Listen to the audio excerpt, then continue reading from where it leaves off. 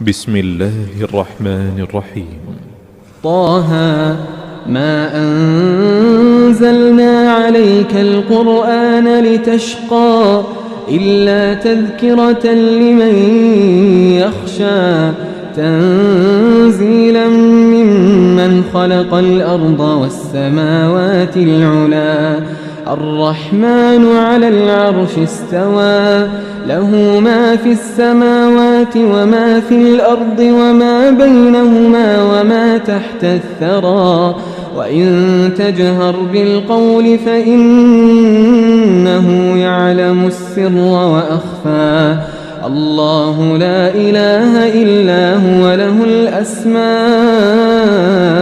الحسنى وهل أتاك حديث موسى إذ رأى نارا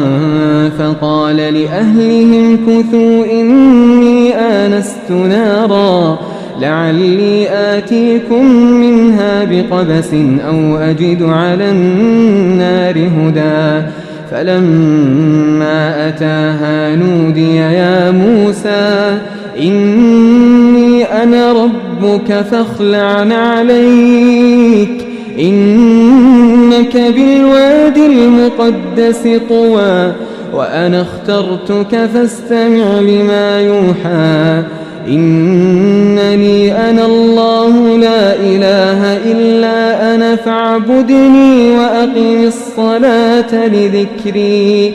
إن الساعة آتية أكاد أخفيها لتجزى كل نفس بما تسعى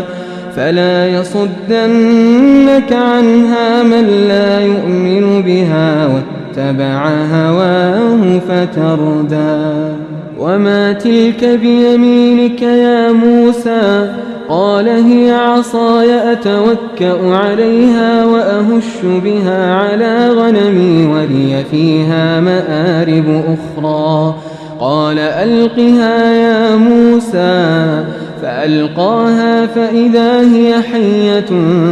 تسعى قال خذها ولا تخف سنعيدها سيرتها الأولى واضمم يدك إلى جناحك تخرج بيضاء من غير سوء آية أخرى لنريك من آياتنا الكبرى اذهب إلى فرعون إنه طغى قال رب اشرح لي صدري ويسر لي أمري واحلل عقدة من لساني يفقه قولي واجعل لي وزيرا من أهلي هارون أخي أشدد به أزري وأشركه في أمري كي نسبحك كثيرا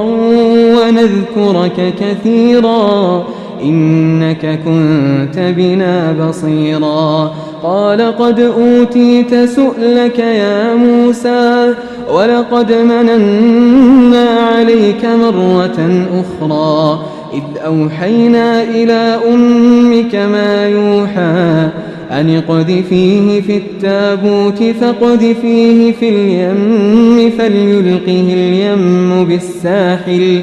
فليلقه اليم بالساحل يأخذه عدو لي وعدو له وألقيت عليك محبة مني ولتصنع على عيني إذ تمشي أختك فتقول هل أدلكم على من يكفله فرجعناك إلى أمك كي تقر عينها ولا تحزن وقتلت نفسا فنجيناك من الغم وفتناك فتونا فلبثت سنين في أهل مدين ثم جئت على قدري يا موسى واصطنعتك لنفسي اذهب أنت وأخوك بآياتي ولا تنيا في ذكري اذهبا إلى فرعون إنه طغى فقولا له قولا لينا لعله يتذكر أو يخشى قالا ربنا إننا نخاف أن يسخط علينا أو أن يطغى قال لا تخافا إنني معكما أسمع وأرى فأتياه فقولا إنا رسولا ربك فأرسل معنا بني إسرائيل ولا تعذبهم قد جئناك بآية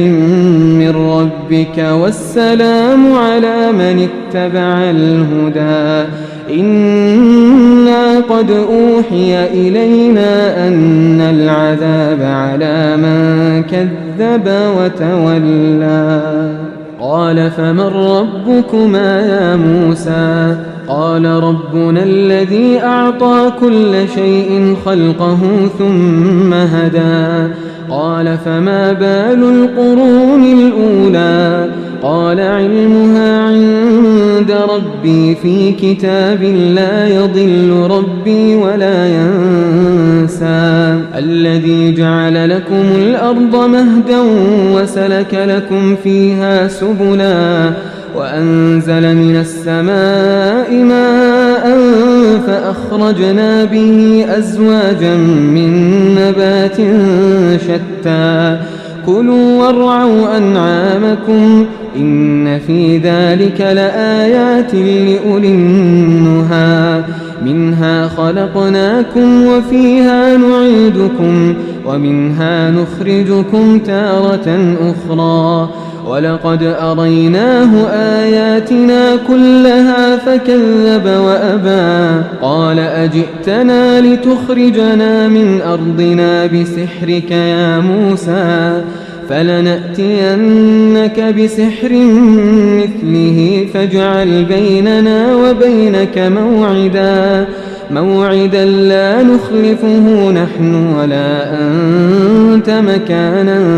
سوى قال موعدكم يوم الزينة وأن يحشر الناس ضحى فتولى فرعون فجمع كيده ثم أتى قال لهم موسى ويلكم لا تفتروا على الله كذبا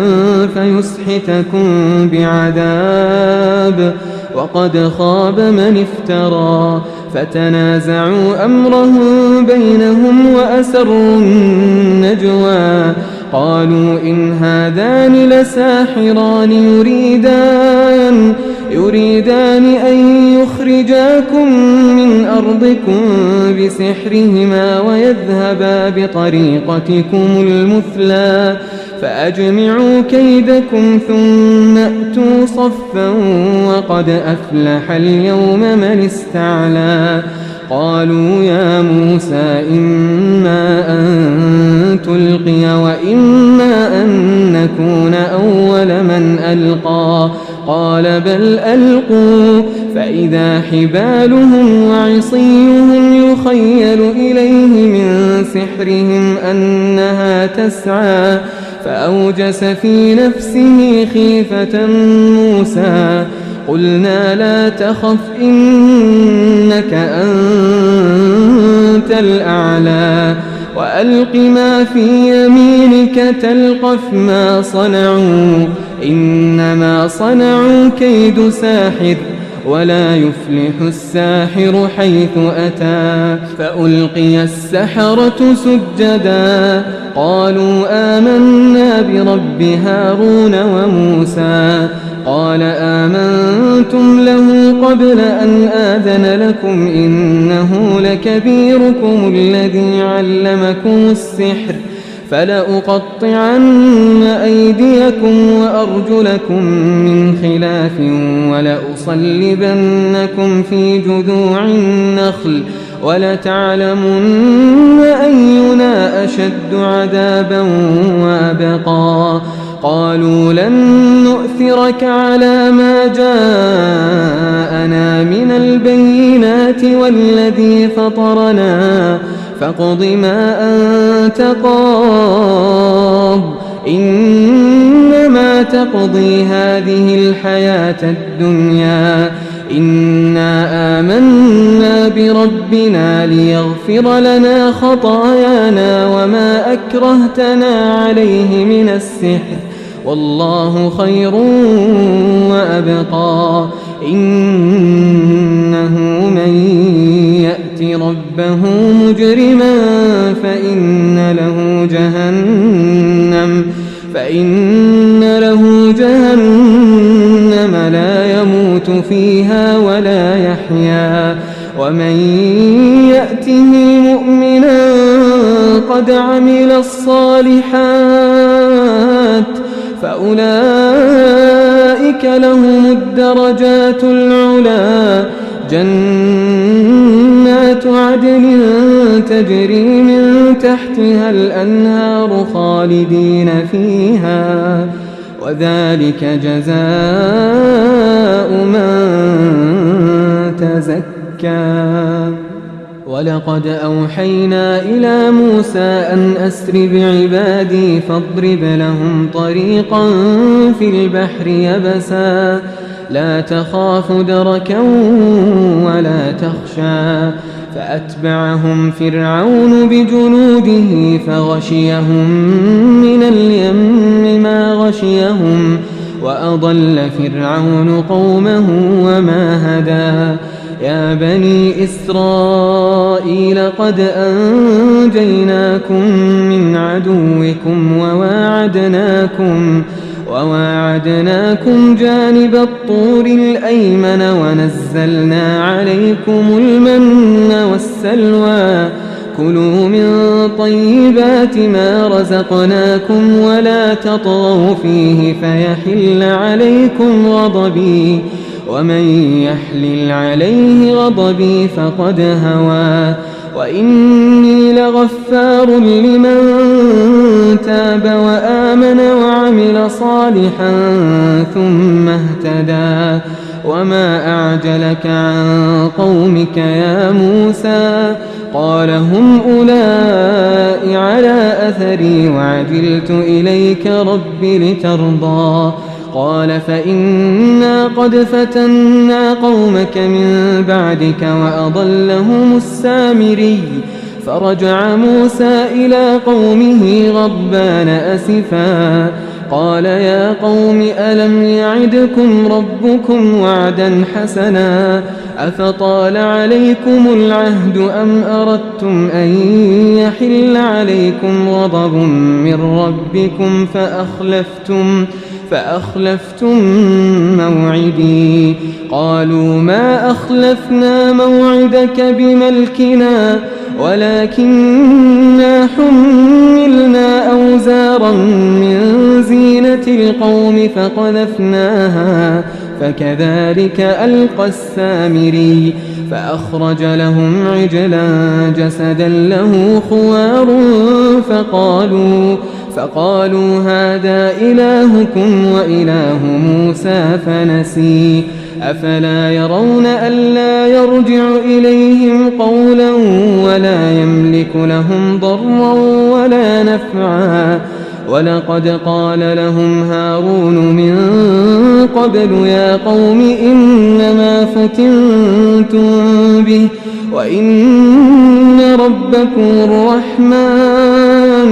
فاتبعوني وأطيعوا أمري. قالوا لن نبرح عليه عاكفين حتى يرجع إلينا موسى. قال يا هارون ما منعك إذ رأيتهم ضلوا ألا تتبعن أفعصيت أمري. قال يا ابن أم لا تأخذ بلحيتي ولا برأسي إني خشيت أن تقول فرقت بين بني إسرائيل ولم ترقب قولي.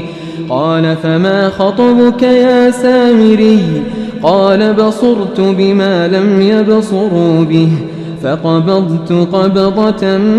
من أثر الرسول فنبذتها وكذلك سولت لي نفسي. قال فاذهب فإن لك في الحياة أن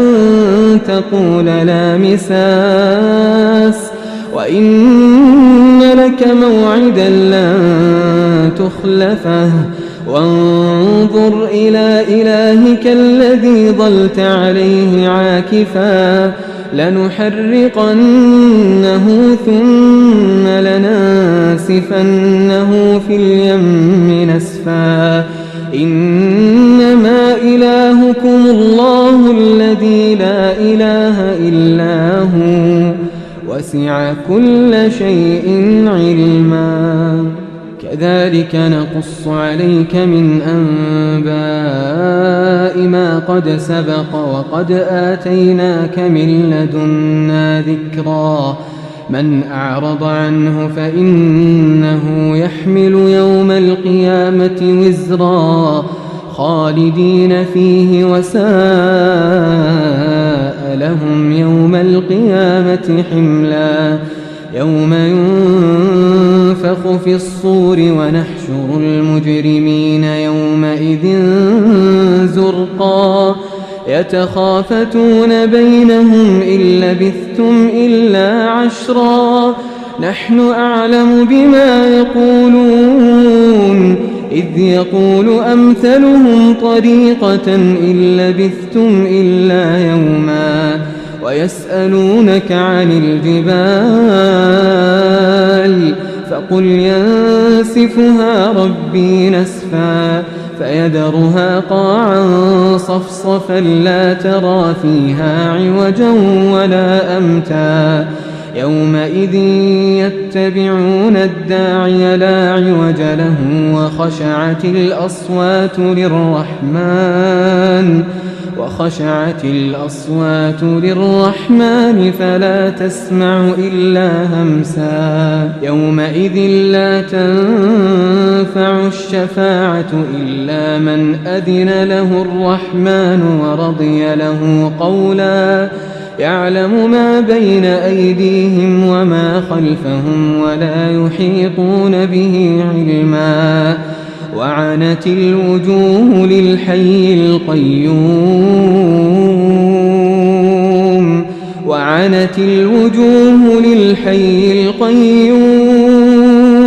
وقد خاب من حمل ظلما ومن يعمل من الصالحات وهو مؤمن فلا يخاف ظلما ولا هضما وكذلك أنزلناه قرآنا عربيا وصرفنا فيه من الوعيد لعلهم يتقون أو يحدث لهم ذكرا فتعالى الله الملك الحق ولا تعجل بالقرآن من قبل أن يقضى إليك وحيه وقل رب زدني علما ولقد عهدنا إلى آدم من قبل فنسي ولم نجد له عزما وإذ قلنا للملائكة اسجدوا لآدم فسجدوا إلا إبليس أبى فقلنا يا آدم إن هذا عدو لك ولزوجك فلا يخرجنكما من الجنة فتشقى إن لك ألا تجوع فيها ولا تعرى وأنك لا تظمأ فيها ولا تضحى فوسوس إليه الشيطان قال يا آدم هل أدلك على شجرة الخلد وملك لا يبلى فأكلا منها فبدت لهما سوآتهما وطفقا يخصفان عليهما من ورق الجنة وعصى آدم ربه فغوى ثم اجتباه ربه فتاب عليه وهدى قال اهبطا منها جميعا بعضكم لبعض عدو فإما يأتينكم مني هدى فمن اتبع هداي فلا يضل ولا يشقى ومن أعرض عن ذكري فإن له معيشة ضنكا ونحشره يوم القيامة أعمى قال رب لم حشرتني أعمى وقد كنت بصيرا قال كذلك أتتك آياتنا فنسيتها وكذلك اليوم تنسى وكذلك نجزي من أسرف ولم يؤمن بآيات ربه